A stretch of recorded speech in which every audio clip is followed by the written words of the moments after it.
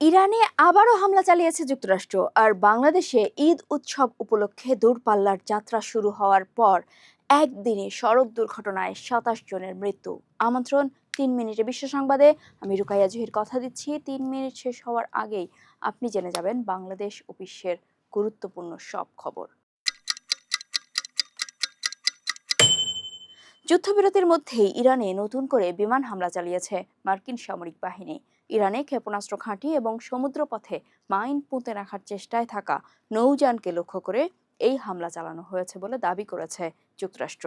ভারত সফরে থাকা যুক্তরাষ্ট্রের পররাষ্ট্রমন্ত্রী মার্কো রুবিও অবশ্য এখনও চুক্তির সম্ভাবনা দেখছেন। হয় প্রেসিডেন্ট ডোনাল্ড ট্রাম্প একটি ভালো চুক্তি করবেন, নয়তো কোনো চুক্তি হবে না, জানিয়েছেন তিনি। বাংলাদেশের ৬ জেলায় সড়ক দুর্ঘটনায় ২৭ জনের মৃত্যু হয়েছে। সোমবার সকাল থেকে রাত পর্যন্ত এই প্রাণহানির ঘটনা ঘটে। এর মধ্যে সবচেয়ে বেশি মানুষের মৃত্যু হয়েছে টাঙ্গাইলের দুর্ঘটনায়, ১৫ জন।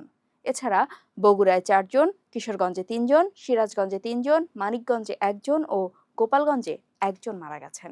মিশর ভ্রমণের পরিকল্পনাকারী বাংলাদেশি নাগরিকদের জন্য গুরুত্বপূর্ণ নির্দেশনা দিয়েছে দেশটির ঢাকাস্থ দূতাবাস।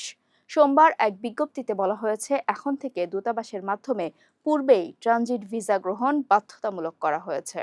মঙ্গলবার সকাল পর্যন্ত আগের ২৪ ঘন্টায় পদ্মা সেতু দিয়ে পারাপার হয়েছে ৪৪,০০৮টি যানবাহন।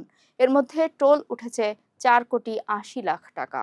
লেবাননে আবারও হামলা চালিয়েছে ইসরায়েল। দেশটির প্রধানমন্ত্রী বেনিয়ামিন নেতানিয়াহু অভিযান জোরদারের ঘোষণা দেওয়ার পরপরই হামলার কথা জানিয়েছে ইসরায়েলি ডিফেন্স ফোর্স।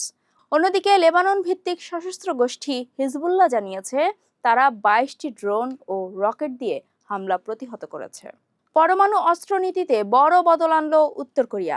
আন্তর্জাতিক সংবাদ মাধ্যমের খবর অনুযায়ী সংশোধনীতে বলা হয়েছে, সংঘাত পরিস্থিতি বা গুপ্ত ঘাতকদের হাতে কিম জং উনের মৃত্যু হলে সেনাবাহিনী স্বয়ংক্রিয়ভাবে পারমাণবিক হামলার অনুমোদন পাবে।